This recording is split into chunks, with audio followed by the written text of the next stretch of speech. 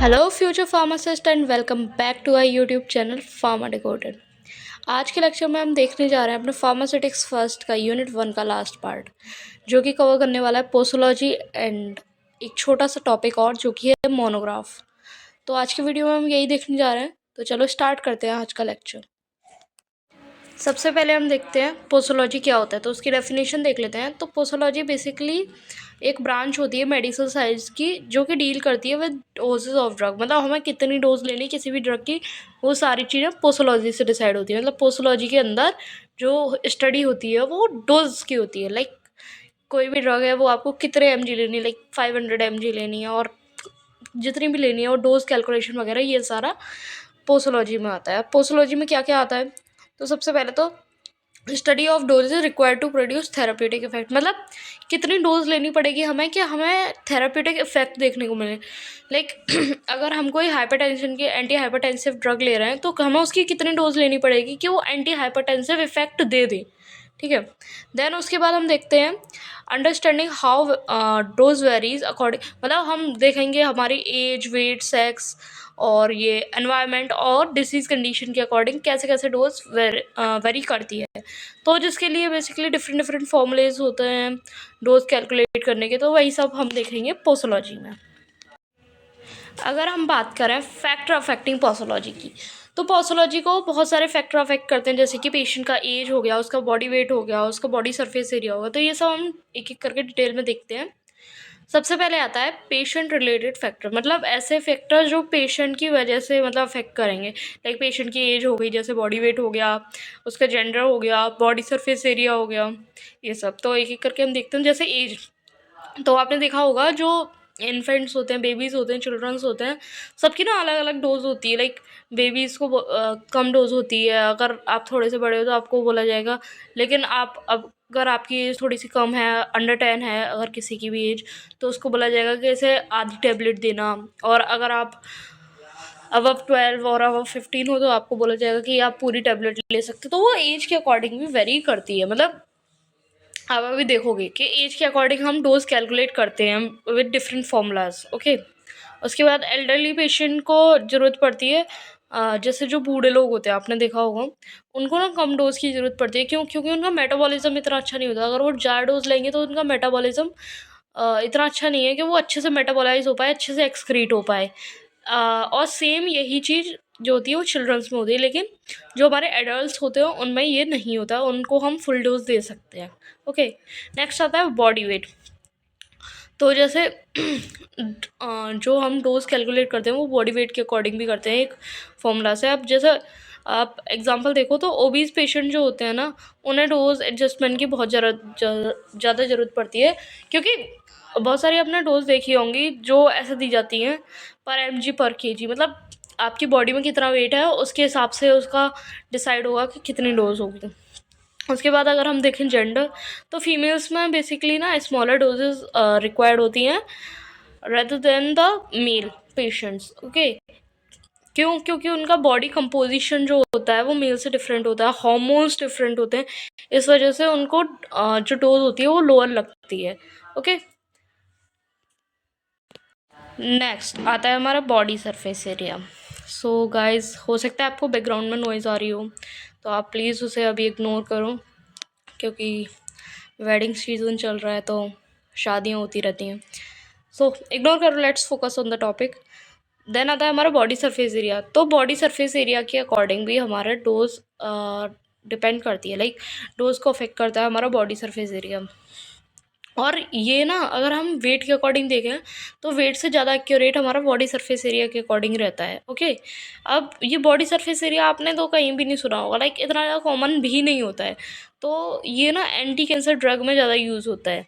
ठीक है, like cancer का आपका ट्यूमर का एरिया जितना बड़ा है उसके अकॉर्डिंग आपको ड्रग की डोज दी जाएगी, ऐसा।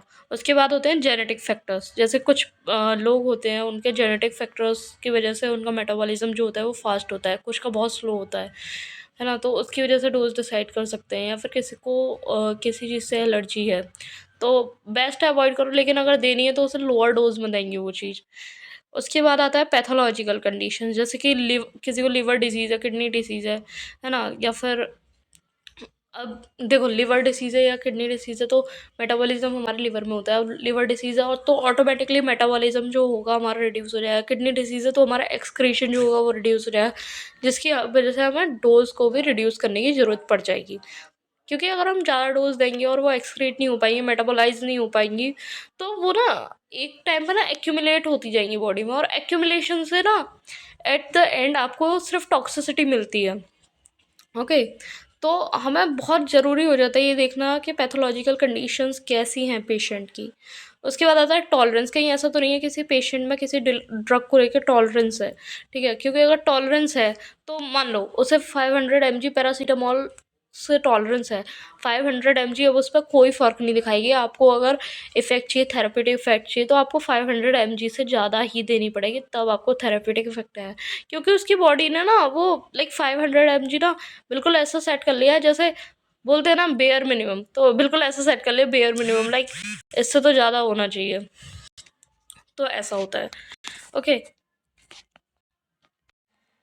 नेक्स्ट हम देखें अपने ड्रग रिलेटेड फैक्टर। मतलब अभी तक हमने देखे पेशेंट रिलेटेड फैक्टर, क्या क्या फैक्टर ऐसे हैं पेशेंट के साथ रिलेटेड जो हमारी डोज को अफेक्ट करेंगे।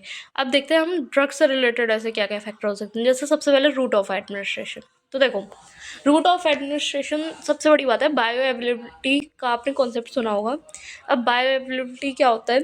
तो बेसिकली वो अमाउंट जो हमारे ब्लड में जा रहा है और जो हमारे साइट ऑफ एक्शन तक पहुंच रहा है to provide the actual therapeutic effect, that is called as the bioavailability. Okay, तो रूट ऑफ एडमिनिस्ट्रेशन में बात करें तो हमें आईवी डोज में सबसे कम लगती है। आपने कभी देखा इंजेक्शंस की बहुत ज़्यादा डोज लग रही है? नहीं लगती है, क्योंकि वो डायरेक्ट ब्लड में जाता है। अब उसे और कोई बैरियर क्रॉस करना ही नहीं है। लाइक अब देखो, अगर हम कोई टैबलेट लेते हैं तो ऑब्वियसली उसे जो होगा हमारा फर्स्ट पास मेटाबॉलिज्म वगैरह ये सब चीज़ें उसे क्रॉस करना पड़ेगा। उसके बाद आईवी डोज के बाद अगर देखें हम, ओरल डोज जो होती है आईवी डोज के कंपैरिजन में ज़्यादा लगती है, ठीक है? उसके बाद हम देखें टाइम ऑफ एडमिनिस्ट्रेशन।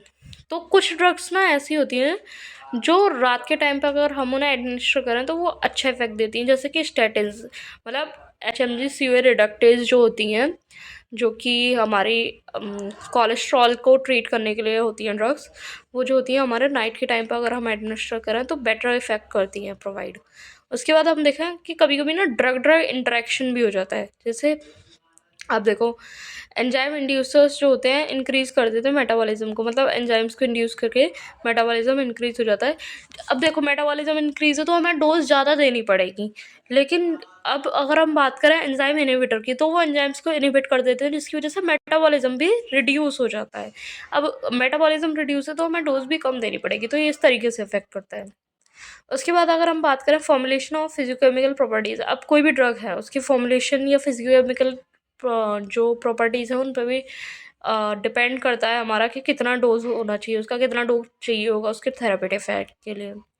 तो देखो, जैसे कंट्रोल्ड रिलीज और सस्टेन रिलीज प्रोडक्ट्स जो होते हैं ना, बेसिकली उनमें हमें डोज एडजस्टमेंट की ज़रूरत पड़ती है, क्योंकि देखो इनमें क्या करते हैं ना, ये धीरे धीरे लाइक लॉन्ग टर्म तक ना रिलीज़ करते रहते हैं मेडिकामेंट। और अगर हम इनकी जगह पे और कोई भी टैबलेट्स वगैरह देखें तो उनमें ऐसा नहीं होता है, ठीक है? नेक्स्ट हम बात करते हैं अपना पेडियाट्रिक डोज कैलकुलेशन। मतलब जो बच्चों के लिए हमें कोई अगर मेडिकामेंट देना है तो उसके लिए हम डोज को कैसे कैलकुलेट करेंगे। ओके,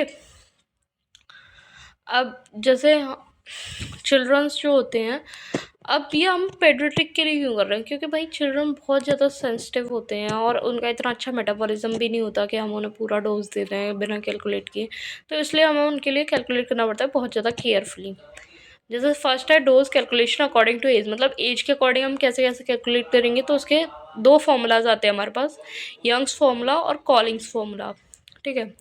तो यंग्स फार्मूला में क्या होता है, ये जो बच्चे जिनकी एज 12 ईयर से कम होती है उनके लिए यूज़ होता है। इसका फॉर्मूला होता है age of that child in years, मतलब जिसको आपको डोज देनी है, age of that child in years upon age plus 12, ठीक है? मतलब उसी चाइल्ड की एज लेनी है जहाँ पे एज लिखा है, इनटू एडल्ट डोज। उसकी जितनी भी आप मेडिकामेंट है उसकी जितनी भी एडल्ट डोज है उससे मल्टीप्लाई करेंगे। अगर आप ये कैलकुलेट करते हैं तो आपको इससे पता चल जाएगा कि आपको चाइल्ड को कितनी डोज देनी है। अगर हम बात करें कॉलिंग्स रूल की, तो इसका फॉर्मूला होता है age of that children +1/24 into adult dose. इस तरीके से आप ये दोनों फॉर्मूला यूज़ करके आप चाइल्ड की डोज कैलकुलेट कर सकते हो। अगर हम बात करें कि बॉडी वेट के अकॉर्डिंग अगर हमें कैलकुलेट करनी है तो हम कैसे करेंगे, तो उसके लिए फॉर्मूला होता है क्लार्क फॉर्मूला, क्लार्क रूल भी बोल सकते हो आप इसे। इसमें क्या होता है, चाइल्ड डोज लेते हैं हम उसे, चाइल्ड डोज को हम कैलकुलेट करते हैं, चाइल्ड का वेट लेते हैं, उसे डिवाइड करते हैं। हम मान लेते हैं अगर एक एवरेज इंसान का वेट 70 kg होता है तो हम उसे 70 kg से डिवाइड करते हैं, इनटू एडल्ट डोज करते हैं, तो उससे हमें चाइल्ड का वेट और चाइल्ड की डोज मिल जाती है। नेक्स्ट हम बात करें dose calculation according to body surface area. तो देखो, बॉडी सरफेस एरिया के अकॉर्डिंग हमने पहले भी देखा कि वो बॉडी वेट से ज़्यादा एक्यूरेट आता है, ठीक है। अब ये किसके लिए यूज़ होता है, एंटी कैंसर ड्रग्स के लिए, स्टेरॉइड्स के लिए और एंटीबायोटिक्स के लिए। इसका फॉर्मूला होता है कि देखो, इसके फॉर्मूले में आपको करना है, इधर लिखा हुआ है child dose equals to body surface area of child in meter square upon में 1.73। अब 1.73 क्यों लिया, तो एक हम मान लेते हैं कि एक एडल्ट जो होता है, एवरेज एडल्ट, उसका body surface area 1.73 meter square होता है। इनटू एडल्ट डोज जब हम करेंगे तो हमारा ये आ जाएगा कि हमें चाइल्ड को कितनी डोज देनी है, ठीक है। अब जो ये हमारी बॉडी सरफेस एरिया कैलकुलेशन होती है, ये एक और फॉर्मूले से होती है, इसे बोलते हैं हम मोलेस्टो फॉर्मूला, जिसमें हम लेते हैं बॉडी सरफेस एरिया को हम कैलकुलेट करते हैं, जिसका हम रूट लेते हैं हाइट इंटू वेट का, अपॉन करते हैं हम 3600। जब आप ये वाला फॉर्मूला पुट करोगे तो आप body surface area find out कर पाओगे, ठीक है। अब body surface area find out करके आप जब इस वाले फॉर्मूले में पुट करोगे, जो हमें बॉडी सरफेस एरिया के अकॉर्डिंग डोज कैलकुलेट करनी थी, तो इससे आपको पता चल जाएगी चाइल्ड को कितनी डोज देनी है। तो सबसे पहले आपको इधर body surface area find out करना है with the formula of the root of height into weight upon 3600, और इससे आपको बॉडी सरफेस एरिया आने के बाद आप उसे पुट कर दो in the formula given above, उसके बाद you will get the child dose. बाद हम एक छोटी सी कंपैरिजन टेबल भी देख लेते हैं अभी हमने जितने मेथड्स पढ़े उनकी। तो देखो, सारे मेथड्स के नाम है Young's rule, Cowling's rule, Clark's rule और बॉडी सरफेस एरिया मेथड। अब यंग्स और जो कॉलिंग्स था वो हमने एज के बेसिस पे किया था, क्लार्क्स रूल जो था वो हमारा बॉडी वेट के बेसिस पे था, और जो हमारा बॉडी सरफेस एरिया मेथड था वो हमारा सरफेस एरिया के बेसिस पे था, ओके। उसके बाद अगर हम इनके फॉर्मूला देखें, तो जैसे यंग्स का था तो वो था age of the child upon age +12 into adult dose, और कॉलिंग्स का था age +1 upon 24 into adult dose. मतलब ये आप इस टेबल से भी देख सकते हो, एक बार इसका यूज़ देख लेते हैं। तो जो यंग्स फॉर्मूला होता है ये सिंपल मेथड होता है बेसिकली, और जनरली यूज़ किया जाता है, मतलब बहुत ज़्यादा जनरल यूज़ किया जाता है, ये लाइक इतना ज़्यादा कॉमन होता है। उसके बाद अगर हम बात करें कॉलिंग्स रूल की, तो ये सिंपल तो होता है लेकिन ये लेस कॉमन होता है देन द यंग्स रूल। उसके बाद हम देखें क्लार्क रूल, तो ये मोस्ट एक्यूरेट होता है। अगर हम बॉडी सरफेस एरिया की बात करें तो देखो, सबसे ज़्यादा एक्यूरेट हमारा बॉडी सरफेस एरिया से ही आता है। अगर उसके बाद देखें तो हमारा क्लार्क रूल से आ जाएगा। उसके बाद सबसे ज़्यादा कॉमनली यूज़ होता है हमारा यंग्स रूल, और कॉलिंग्स रूल जो होता है हमारा वो लेस कॉमनली यूज होता है दैन यंग्स रूल। उसके बाद body surface area most accurate होता है और क्रिटिकल ड्रग्स के लिए यूज़ होता है। सो फाइनली हम देख लेते हैं अपना लास्ट एक छोटा सा टॉपिक, मोनोग्राफ्स। तो जैसा कि हमने लास्ट वीडियो में पढ़ा था फार्माकोपियाज के बारे में, उसमें एक वर्ड आया था मोनोग्राफ। तो उधर हमने थोड़ा सा मतलब कम डिस्कस किया था, मुझे लगा थोड़ा सा और डिस्कस करना चाहिए, तो इसलिए अभी हम थोड़ा सा देख लेते हैं इसके बारे में। लाइक ऐसा नहीं होना चाहिए ना कि आप किसी वर्ड को सिर्फ रट रहे हो, उसका आपको कुछ भी पता नहीं है। तो ये देख लेते हैं हम, जैसे सिंपल डेफिनेशन देख लेते हैं इसकी। Monograph basically detailed written document होता है जिसमें कि कंप्लीट इन्फॉर्मेशन होती है हर एक सिंगल ड्रग की, सिंगल सब्सटेंस की। मतलब हमारी फार्माकोपियाज में जितने भी सब्सटेंस होंगे ना, उसकी जो भी डिटेल वगैरह जितनी भी आएगी ना, सारी डिटेल दी होती है, उस पार्ट को हम बोलते हैं मोनोग्राफ।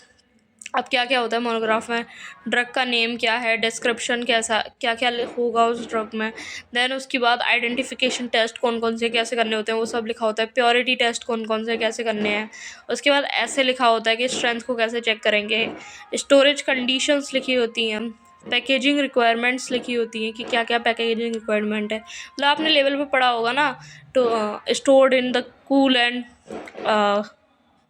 डार्क प्लेस ऐसा करके लिखा होता है, तो वो सब आ जाती है हमारी पैकेजिंग रिक्वायरमेंट में। उसके बाद ये हमारे कहाँ मिलते हैं मोनोग्राफ्स, तो बेसिकली ये हमने देखा फार्माकोपियाज में मिलते हैं, जैसे आईपी, बीपी, यूएसपी। अब ये सब की फुल फॉर्म आपको पता है, ये आईपी इंडियन फार्माकोपी, खैर नहीं भी पता है तो you can comment down in the comment section, so let us know your presence. तो यही था हमारा आज का लेक्चर। आज हमने डिस्कस किया अपना पोसोलॉजी के बारे में और देखा मोनोग्राफ क्या होता है। तो अगर आपको वीडियो में कोई भी डाउट है, किसी भी टॉपिक में कहीं से भी कोई भी डाउट है, तो you can ask us in the comment section. बाकी अगर आपके कोई भी फ्रेंड्स हैं जो फार्मा फील्ड में हैं, अभी अभी फार्मेसी के लिए आए हैं, फ्रेशर्स हैं, तो आप उन्हें ये शेयर कर सकते हो, this will help them out. बाकी if you didn't like the video और अगर आपको ये पसंद आई, you can like, share and subscribe to our channel, and thank you for watching guys. Stay tuned for next